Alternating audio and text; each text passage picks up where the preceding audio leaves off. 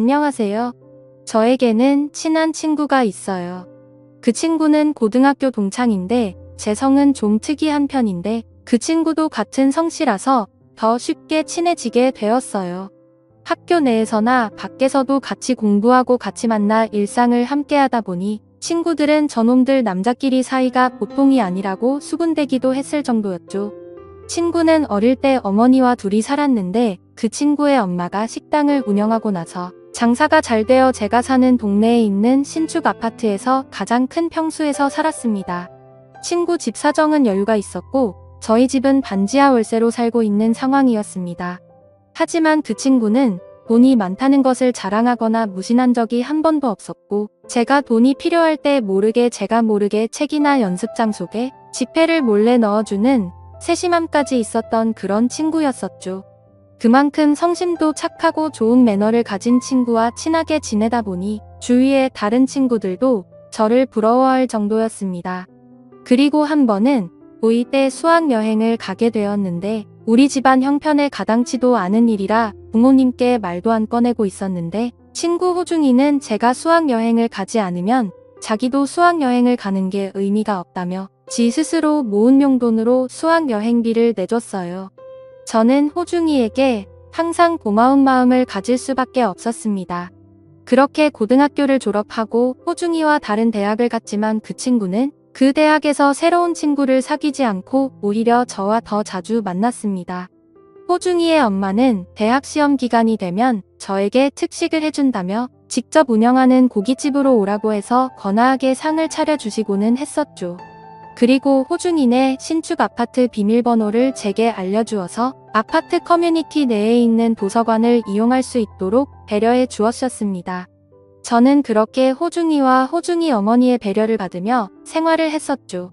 이후 호중이는 저와 같이 입대하려고 했는데 사귀고 있던 여자친구가 다른 남자와 바람을 피웠다는 것을 알고 충격을 먹어 서둘러 공군에 지원하게 되었습니다. 하지만 모든 사실을 알고 보니 호중이의 여자친구가 바람을 피운 것이 아니었다고 하더라고요. 그때 만난 남자는 고종 사촌 오빠라는 것을 알게 되었는데 이미 그때는 영장이 나오고 난 후였습니다. 그리고 호중이는 엄마에게 부탁하여 내 통장에 용돈을 좀 넣어 달라고 부탁하고 입대를 하게 되었죠. 그러던 중 어느 날 호중이의 여자친구에게 연락이 왔습니다. 여자친구는 호중이 오빠에게 연락받았냐고 제게 물어봤고 저는 너에게 먼저 연락하지 나에게 연락하겠냐고 되려 대답을 했죠. 그런데 대화를 살짝 나누어 보니 술 마시고 싶다고 저를 떠보는 것이었습니다. 그래서 저는 학교 다니느라 일도 못하고 술도 사 마실 여유가 없는 놈인 거 알면서도 그런 말을 하냐고 했더니 자기가 술 쏘겠다면서 그냥 나와서 술 동무해달라고 하면서 약속 장소와 시간을 잡게 되었던 거죠. 저는 호중이의 여자친구인 정희와 만나 호프 집에 들어갔습니다. 사실 이렇게 나가려고 하니까 뭔가 기분이 묘하긴 했지만 공짜 술도 마시고 싶었고 정희가 흔히 말하는 얼짱 출신의 미녀라서 뭔가 조금은 설레더라고요. 그리고 호중이가 없는 상태에서 정희와 단둘이 마주 앉아 있으니 시선을 어디에 둬야 할지 참 난감했습니다. 곧이어 술과 안주를 시켜 조금씩 마시기 시작했고 정희는 호중이를 많이 보고 싶다고 하더라고요. 저는 호중이가 전에 너랑 외박했을 때 코피나게 만들지 않았냐고 했더니 오빠가 별 얘기를 다 했다면서 부끄러워 하더군요. 저는 호중이에게 들은 그대로 어디에서 뭘 했는지 실수로 다 얘기해버렸고 정희는 아무리 친한 친구라 해도 그런 얘기까지 미주알 고주알 다 하냐고 뾰루퉁한 표정을 지었습니다. 술에 점점 취해 가더니 정희는 혀가 점점 꼬였는데 하는 얘기를 들어보면 호중이의 면회를 기다리고 있다며 안달이 나 있는 눈치더군요. 그래서 저는 술에 취해서 정신이 나간 건지 조심스럽게 물었습니다. 제가 호중이 대신 같이 있어줄까 라고 물었죠. 그러면서 정희의 옆자리로 자리를 옮겨서 손을 잡았는데 제 손을 뿌리치지는 않는 것이었습니다. 호프집은 테이블마다 칸막이와 커튼이 쳐져 있는 그런 곳이었는데 결국 실수를 하고 말았죠. 제게 만약 몇만 원이라도 있었으면 편한 장소에서 함께 보내고 싶었지만 이런 곳에서 이러고 있다는 게 참 한심스러웠습니다. 그런데 오히려 정희는 갑자기 더 적극적으로 나오더니 자신이 계산하면 된다면서 저를 데리고 자리를 옮기게 되었고, 둘 다 술에 취해서 결국 친구에게 해서는 안 될 짓을 하고야 말았죠. 사실 그때는 친구를 안 본 지도 오래되었고 별로 다른 생각은 없었던 것 같습니다. 사실 제가 그때까지 여자 경험이 전혀 없었던 터라 이런 상황에 다른 사람이 눈에 들어오지 않았던 이유도 컸던 것 같네요. 하지만 그날 이후로 내 베프의 여자친구와 사고를 치다니 너무 미안한 마음이 들었지만 정희의 미모를 보고 있으면 그런 건 다 잊혀지고 말았습니다. 그날 이후로도 정희와 연인처럼 자주 만났고 다른 커플들처럼 사랑을 키워나가기 시작하게 되었습니다. 그렇게 하루하루가 행복해서 그런 건지 시간이 쏜살같이 지나가더라고요.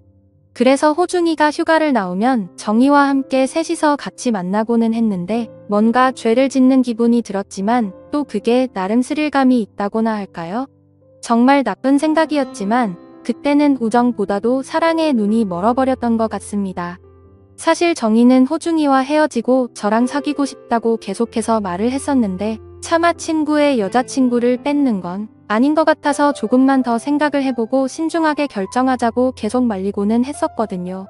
하지만 사람이 참 이기적인 건지 저를 놔두고 두 사람이 연인처럼 하하 호호 웃는 모습을 보고 있으니 질투심에 기분이 나빠지기 시작했고, 제게 그렇게 잘해줬던 친구인 호중이가 조금씩 미워지려고 했습니다. 다들 생각하듯이 제가 이상한 거고 정신 나간 놈이라고 할지는 모르겠지만 이렇게 생각한 것도 제 나름 속사정은 있었거든요. 왜냐하면 사실 정희를 먼저 좋아했던 건 호중이가 아니라 저였습니다. 정희는 고등학교 시절 1학년 때 저와 같은 반이었는데 2학년 때 호중이도 같은 반이 되면서 셋이서 친해지게 되었거든요. 저는 여자에 대해서 아는 것도 전혀 없었고 고2가 될 때까지도 호중이에게도 말도 못한 채 소가리만 끙끙 앓고 있었는데 어느 날 갑자기 두 사람이 사귀게 되었다면서 제게 말을 하더라고요. 그래서 겉으로는 축하해주는 척 했었지만 그 소식을 듣고 몇 달 동안 호중이도 보지 않았고 그 마음이 식을 때까지 돈이 없어서 매일같이 깡소주를 마시고는 했었습니다. 아무튼 이건 제 사정인 거고 호중이가 잘못한 건 없었던 게 맞다는 거 저도 잘 알고 있었죠. 그런데 두 사람이 웃는 모습을 보는데 갑자기 정희도 미워지기 시작했습니다. 제게는 헤어지고 저와 사귀고 싶다고 하더니 막상 호중이가 있으니 저를 본체만 체하는 듯한 기분도 들었고 저와 사귀게 되더라도 지금 저 모습처럼 다른 남자와 놀아날 것 같다는 생각이 들더라고요. 사실 그런 모습을 보고 나서는 제 마음도 돌아서게 되었던 것 같습니다. 그리고 제 성격도 참 희한한 게 그런 모습을 보고 있으니 뭔가 모를 복수심이라고나 할까요? 그런 마음이 들었습니다. 사실 정희에게는 정희만큼이나 예쁜 1살 어린 여동생이 있었는데 고등학교 시절부터 가끔씩 보다 보니까 서로가 어느 정도는 친했었던 거죠.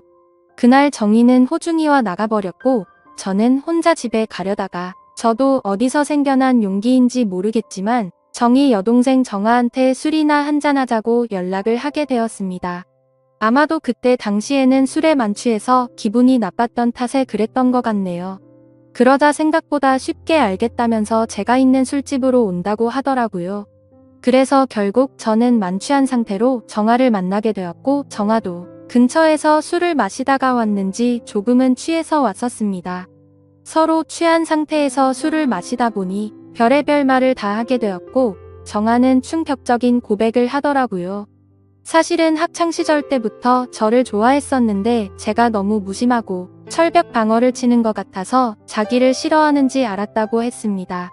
그래서 저는 절대 그런 거 아니라고 말을 했고 나도 사실 너를 좋아했었다고 말했고 그날부터 사귀게 되었었죠.